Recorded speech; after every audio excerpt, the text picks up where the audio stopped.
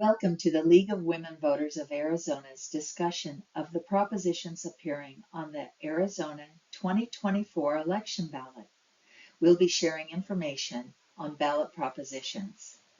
The League of Women Voters of Arizona is a nonpartisan grassroots civic organization that encourages informed and active participation in government, works to increase understanding of major public policy issues, and influences public policy through education and advocacy.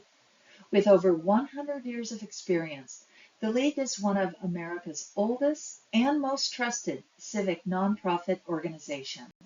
Thank you for viewing today. An informed voter is a powerful voter. Know before you go vote.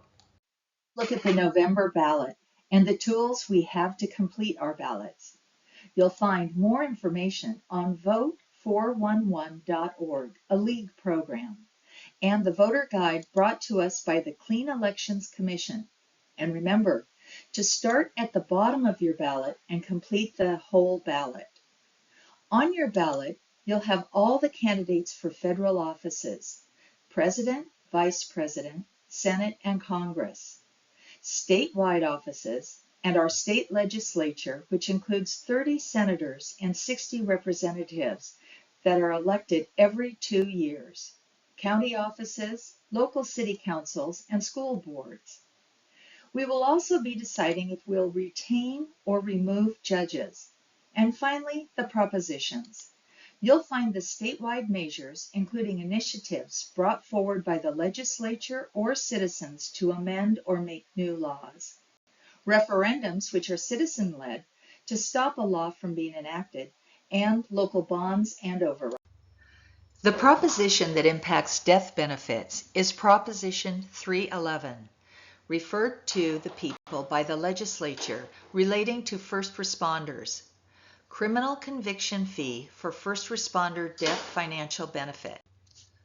A yes vote on Proposition 311 will provide a one-time $250,000 death benefit to the spouse or dependent of a first responder killed in the line of duty. The benefit is funded with a $20 penalty fee on every criminal conviction. Expands first responders to include active duty National Guard and state correctional officers. Increases penalties for aggravated assault against first responders. Repeals the measure and reinstates current laws after December 31st, 2032.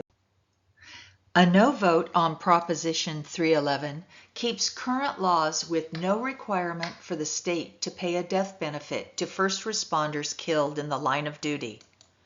No creation of a supplemental death benefit fund. No new $20 fee for criminal convictions. Retains current definitions of first responders. Maintains existing aggravated assault definitions, classifications, and penalties. Those in support for Proposition 311 argue that first responders have a tough job and deserve to know their community supports them. This measure provides peace of mind by ensuring their families are cared for if the worst happens. With increasing violence against first responders, this measure deters such acts by imposing harsher penalties on perpetrators. It offers deserved financial support to families of first responders killed in action, with criminals, not taxpayers, bearing the cost. Surplus funds can further support first responders through training, equipment, or assistance for those seriously injured. Those against Proposition 311 argue that this measure broadens the definition of a first responder beyond accepted norms, raising questions about whether roles like corrections officers and fire inspectors face the same risks as police officers. This vagueness invites confusion and potential abuse. The vague definition of killed in the line of duty may create confusion about eligibility and reduced accountability in the use of death benefit funds.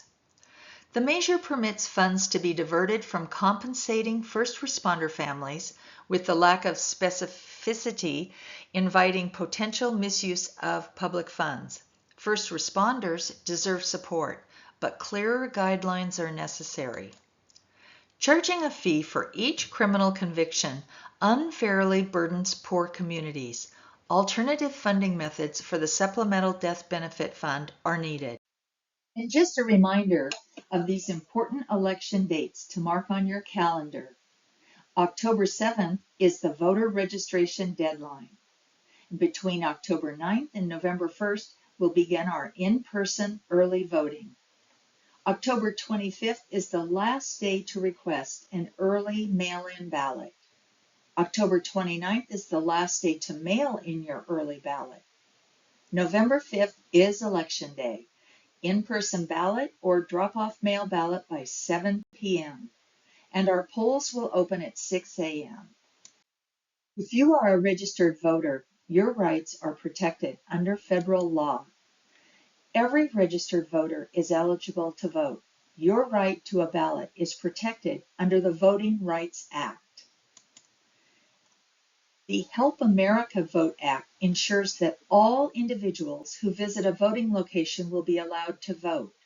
If you do not have the proper identification and a poll worker says you are ineligible, you must be allowed to vote with a provisional ballot. Remember, there are 13 ballot propositions, so please go to vote411.org to read the analysis of each one. Your vote is your voice. And if you are at vote411.org, thank you for becoming an informed voter. For additional questions, feel free to email us at lwvazadvocacy@gmail.com.